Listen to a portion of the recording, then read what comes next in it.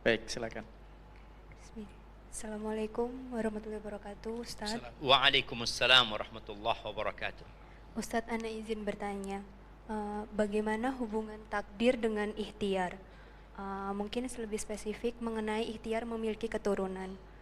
Sampai sejauh mana kita harus berikhtiar? Jika misal kita sudah dari titik mungkin lelah atau merasa sudah tidak mampu untuk berikhtiar, lalu pasrah, apakah itu diperbolehkan ya Ustadz? Barakallahu fiik. Masya Allah, Syama. Iya. Kita melihat ya, tadi kita baca firman Allah di surat Asy-Syura ya. Ayat berapa? 49-50 apa ya? Allah mengatakan walillahi mulkus samawati wal ard yakhluqu ma yasha. Milik Allah kerajaan langit dan bumi. Di sini ketika seorang mukmin meyakini semua milik Allah.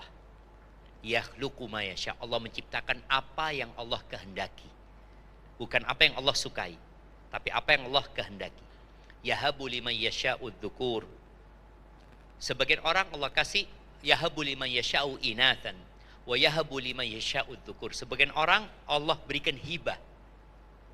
Hibah, karunia anak-anak perempuan. Ada yang sebagian Allah kasih anak-anak laki-laki. Au yuzawwijuhum dzukranan wa inatha. Ada yang anaknya laki dan perempuan.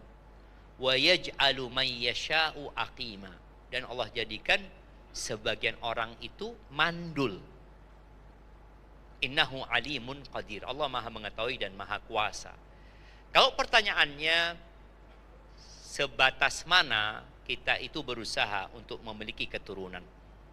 Yang pertama, tanyakan kepada dirimu, kenapa engkau ingin keturunan? Setelah kita punya niat dan tekad yang kuat, itu akan dicatat.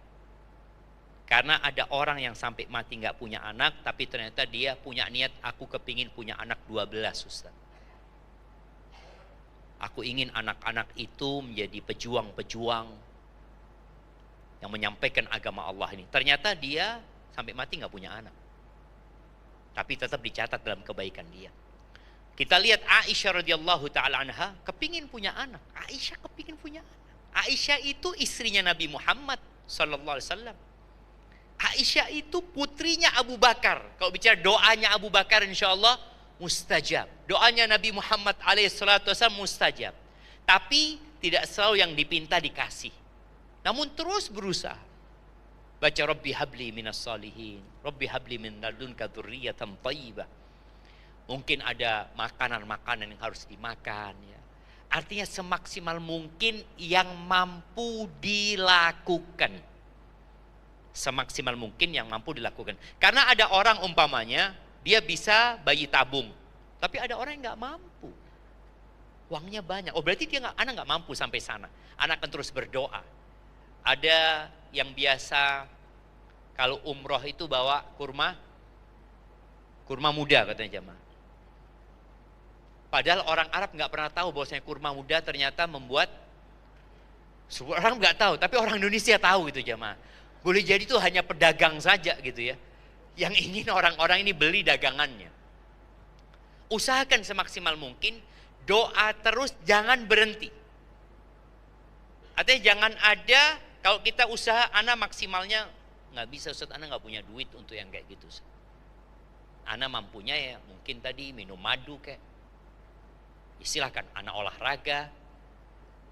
Karena proses dan perjuangan itu dihitung, dicatat sama Allah SWT. Tapi tetap berbaik sangka sama Allah.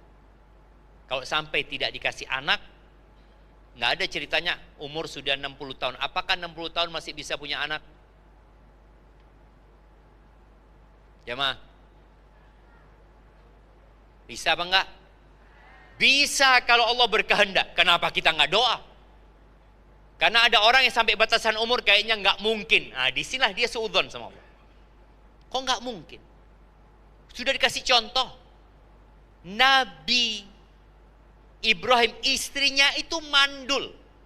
Artinya secara medis pada waktu itu mandul istrinya. Maka ketika dikasih kabar gembira akan punya anak, tanya istrinya, ajuzun akim. Apakah mungkin orang yang sudah tua renta dan mandul bisa punya anak? Kadzalika qala rabbuki. Allah mengatakan itu, dan itu mudah bagi Allah Subhanahu wa taala. Maka usahakan semaksimal mungkin, tapi jangan sampai kita ada perasaan menyalahkan Allah. Kalau melihat orang punya anak, kenapa Allah nggak kasih aku? Seharusnya ketika engkau melihat orang punya anak, engkau langsung angkat tangan. Ya Allah, engkau berikan anak kepada fulan ya Allah. Aku minta lah Allah. Engkau bisa kasih anak kepada banyak orang. Aku minta ya Allah.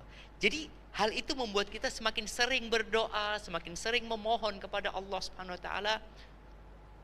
Dan semoga Allah kasih. Doa itu kita akan dikasih 1 dari 3 hal. Sebutkan. Nah, siapa yang bisa? Insyaallah. Bismillahirrahmanirrahim. Yang pertama dikasih langsung, dikasih apa? dikabulkan doanya di Yang dunia. diminta dikasih. Ya. Yang kedua disimpan pada hari kiamat dibentuk dengan pahala. Yang ketiga dihindarkan dari musibah yang semisal. Masya Allah, kasih hadiahnya. Jadi yang pertama itu dikasih, yang kedua itu diganti, yang ketiga itu disimpan. Jadi yang hari kiamat itu yang terakhir. Jadi yang pertama dikasih, minta anak dikasih anak. Yang kedua diganti, minta anak ternyata Allah kasih ganti dengan diselamatkan dari musibah. Aisyah radhiyallahu taala anha nggak punya anak, boleh Allah kasih ganti yang lebih baik. Dia diselamatkan dari musibah, kemudian dia bisa menyebarkan ilmunya. Kalau Aisyah punya anak, kira-kira apakah 2200 hadis akan disampaikan? Boleh jadi dia akan sibuk sama anaknya. Ada nggak dikasih anak sama Allah tapi dia punya anak yang dia asuh puluhan, bahkan ratusan?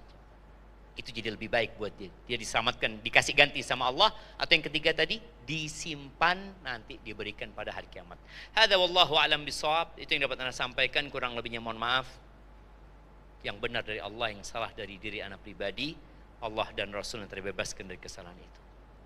Jazakallah khairan, Masya Allah. Saya turun, Qadar Allah, takdirnya sudah selesai di sesi 2 ini.